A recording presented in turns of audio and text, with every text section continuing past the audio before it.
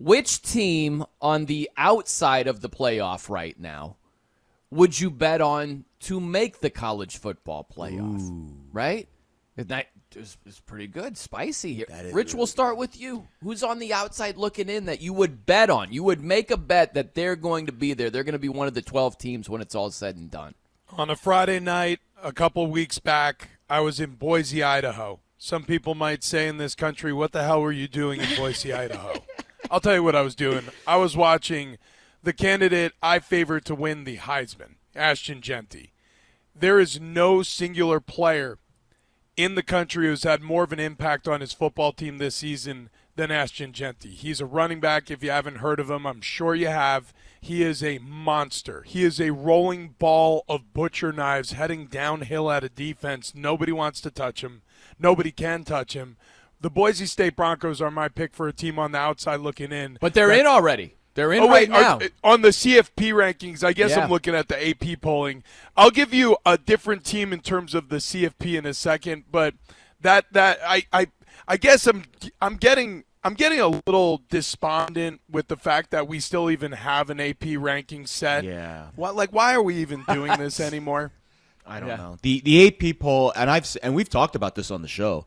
I think the AP poll is the most meaningless thing that we've ever done in college football. Maybe that's an exaggeration. I apologize. That's an exaggeration. But I've been convinced that until we get the first iteration of the college football playoff rankings, we should rank these teams. We should get the best, the brightest odds makers into a room and let them rank the teams.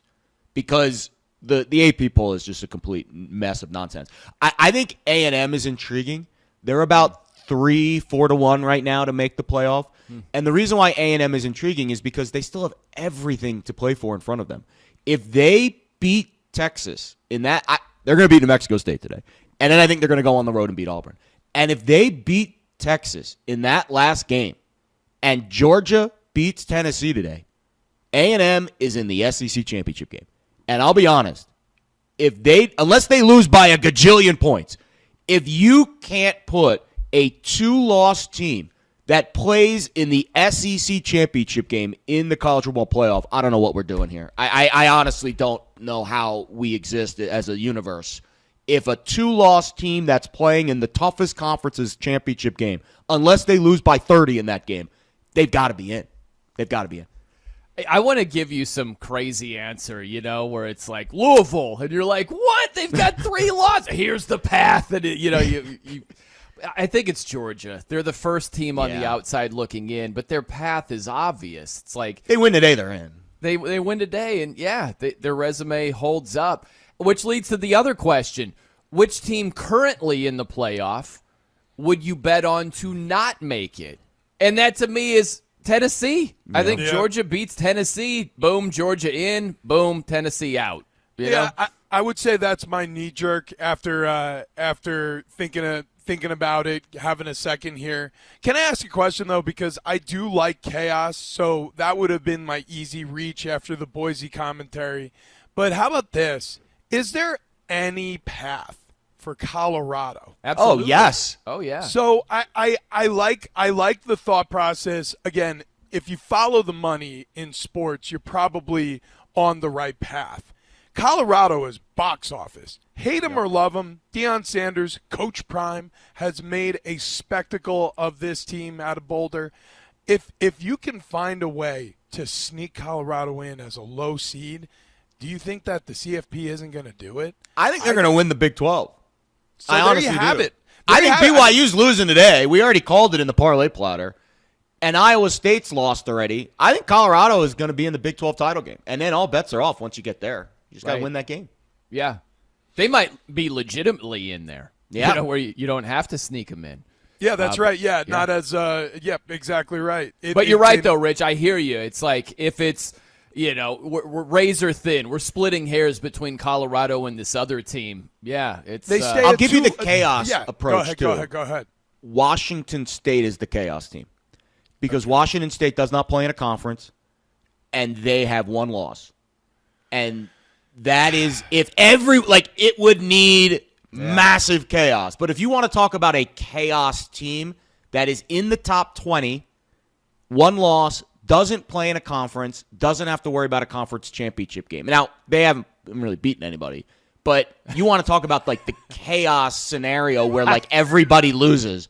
That's the chaos scenario. Washington State. I like that they haven't played anybody. They haven't really played anybody. Beaten anybody. But they don't have any bad losses, right? Like Yeah. I think their one loss is I forget who it was. I thought it was a decent It was game. Boise. That's lost to right. Boise. Yeah. Yep, they lost to If Boise. they go 11-1 and they lose their one loss is to Boise and chaos ensues everywhere else, I think they've got a fighter's chance. But I think Although I that to don't think it's Rich's gonna point, that's a good team. Like if it was down to Colorado and Washington State. See, that's Colorado's. my point. Oh, yeah, Come on. exactly. Yeah, See, exactly. and this is where chaos reigns. So, say Colorado ends up in the championship game and lost.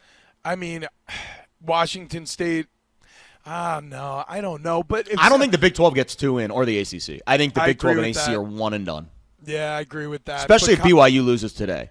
The only case you can make for that is if BYU and Colorado play in the Big 12 title game. Yeah, and right. Colorado wins by a field goal. And you're like, BYU one loss. They've lost one game to Colorado all year, and an extra game we put them in. That's like the Yep. only scenario I see BYU and another Big 12 team getting in. Is there any ACC scenario? Yeah, if SMU wins. Well, actually, no, because Miami lost. I don't now because everyone has one loss. Yeah. No. I don't think you could put a 2-loss ACC team in. You can't. You can't. You can't. You No, can't. Okay, so I we're agree- looking I at completely agree 3 with that. max between the ACC and Big 12. Max. Right. Right. And I'll be honest, BYU's what are they, 9th or 8th in the rankings? Like I think if they lose, they're out. They're gonna lose today. Oh, man. They're only they're- favored by 2.5 at home can to tell- Kansas. Come on. the committee is like, oh gosh, we got to put IU at number 5, and oh goodness, we got to put BYU at 6. They are gonna drop like rocks if they lose. Oh, BYU's out if they lose today. Oh, this Completely committee out. can't wait to drop them Yeah. if they lose. Yeah. They got to avoid the trap. The Cougs got to avoid the trap because, again, that is as much as Colorado would be chaos, it's almost like the chaos you'd expect. If BYU wins out, oh, my God. Oh, my God. If BYU wins out, so I did the spreads today. Ohio State would be about a 16, 17-point favorite at Boise in the first round today. How about this line? Brian, this one's for you because my buddy thinks Tennessee is a fraud. If Tennessee played Notre Dame at home today, my buddy's like, hey, just set the line at 3. Make people bet Tennessee in that game because Notre Dame is very live. Ole Miss and Penn State will be a pick 'em in Happy Valley, and Bama minus 7.5 in Bloomington. Wow, interesting stuff. You know, I'm just thinking of the Big 12 if it comes down to BYU and Colorado. We know that the College Football Playoff Committee and, you know, the NCAA, they're going to be like, come on, Colorado. Come on, Colorado. yeah. But I really wonder if the Big 12 would feel the same way. I don't know if they would care one way or the other, but I'll tell you what, the TV executives, they're like, come on, Buffs. Come on, CU. Come on, CU. They don't want Retzlaff and BYU in there at all when you could have Shador and Travis Hunter and Coach Prime and all that comes with it. That's made for television. BYU is not. And listen, any BYU fans that are out there, they're rolling their eyes. They might be yelling at their radios. And I get it. I understand it, where I'm much more resume than TV ratings. It should be about who you played, who you beat. But that's not the reality of how some of this stuff gets sorted out. No, it's not. Look, this is as much a beauty pageant as it is a college football ranking. You have to win, but you also have to promote. I mean, look, going back to the Tyson fight last night, why did so many people watch that fight? Did they really think that Mike Tyson had a chance, or was there nostalgia and hype and hatred towards Jake Paul and Right. you know? A million different things thrown into the cauldron, set the temperature to 800,000 degrees, and let's go have a spectacle. The teams that do the best with that throw all the ingredients into the cauldron, you turn up the heat, and they still have a serviceable season, like Colorado did this year, you're going to be rewarded. That's how this works these days. This is sports media. It's not just sports anymore. I'll give you the prediction right now. Colorado's going to the playoff. BYU loses today. And I'll be honest, looking at BYU's resume, though, the win at SMU is looking better. That's aging well. The win against Kansas State, it's aging okay. Granted, that was a weird game.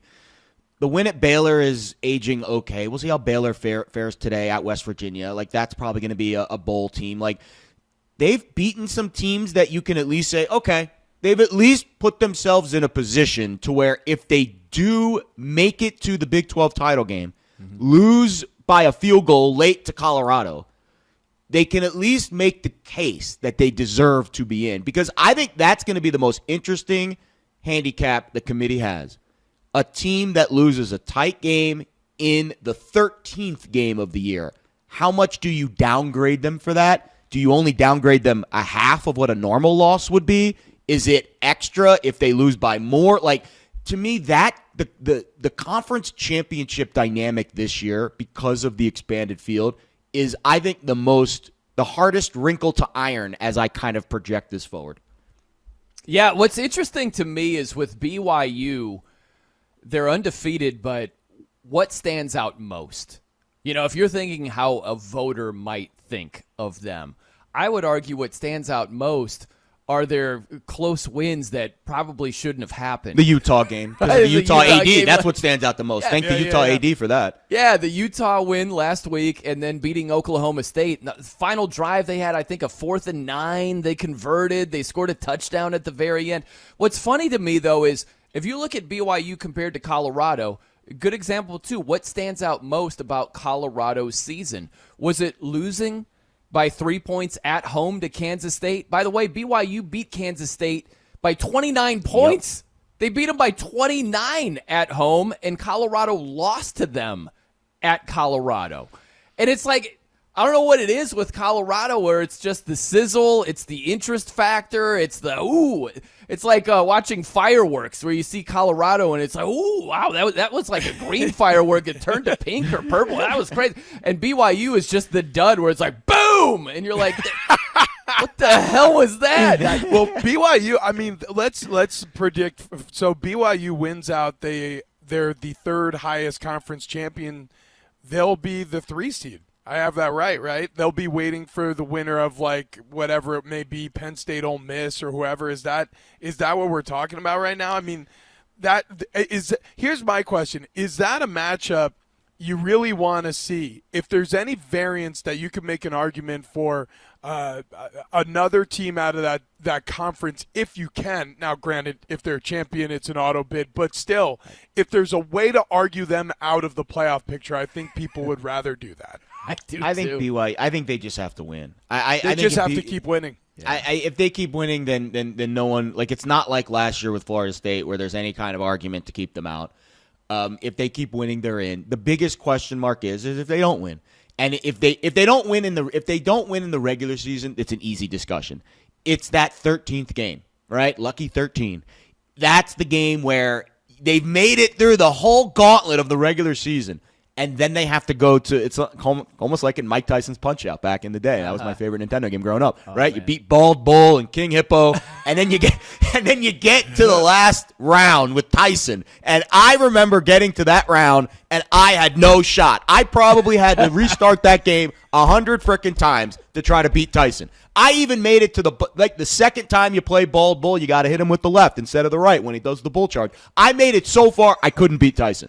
So that's the question for BYU. Can you beat Mike Tyson, or in this case, Colorado and Prime in the Big 12 title? No, I love that, man. Oh, man, I'll never forget the code to reach Tyson. We'll never forget that. That'll be the Game last Genie thing. action there? Yeah. Tyson, 3rd round. It's like, I know he does Forget the 2 jab thing. He waits for like 5 seconds. I know it's coming. The 2 jab thing. I can't get out of the way. Yeah. Great No time. shot.